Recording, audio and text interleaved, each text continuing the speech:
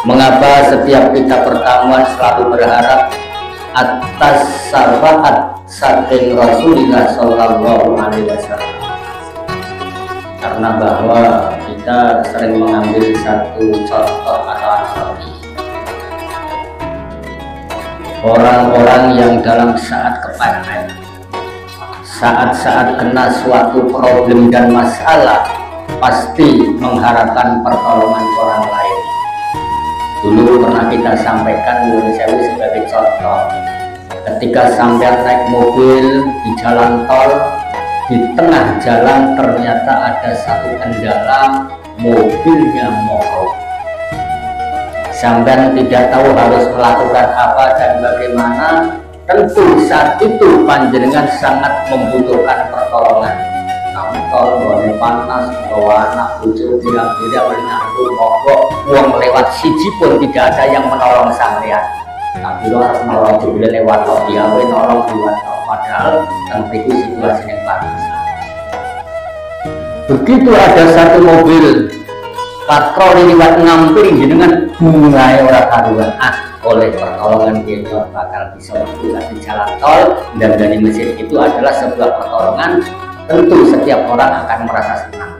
Demikian pula seandainya panjenengan sekeluarga naik sebuah kapal kecil di tengah lautan, terjadi gelombang yang begitu dahsyat, kemudian kapalnya oleng sampai tenggelam di tengah lautan, bingung sampean. Saat itu sampai dikasih emas 5 kilo, tentu tidak ingin dan menolaknya. Apa mas? Hanya akan menjadi beban. Dikasih uang juga percuma, uang 5 miliar hanya memberatkan itu saja dan tidak bisa dimakan. Padahal sudah 2 hari sampan tidak makan di tengah laut, itu semua tidak ada. Begitu ada kapal yang lewat, sampan sudah ini tentu akan menolong saya. Sampan bikin satu isyarat, ternyata kapalnya lewat kok tidak menolong, hati poro-poro. Begitu sampan lihat kapal lagi, sampan awe-awe. Kemudian yang di kapal lewat itu melihat sampan datang, mulai rasawan panjenengan. Dilemparkanlah satu ban yang akan melongkam, alhamdulillah selamat dikira sarinya. Itu namanya syafaat. Dan besok kita akan mempertanggungjawabkan di hadapan Allah Subhanahu wa Ta'ala. Seluruh yang pernah kita lakukan di dunia akan ditanya oleh Allah Subhanahu wa Ta'ala. Saat itu adalah merupakan susah di atas susah.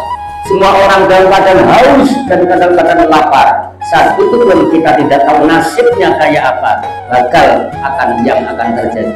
Saat yang susah semacam itu, delalah sama kanjeng Nabi datang, sama dikasih minuman mungkin dari telaga Nabi, itu namanya juga syafaat. Nah inilah makanya setiap pengajian kita sampaikan selalu kita mohon pertolongan dan syafaat saking Rasulullah Shallallahu Alaihi Wasallam.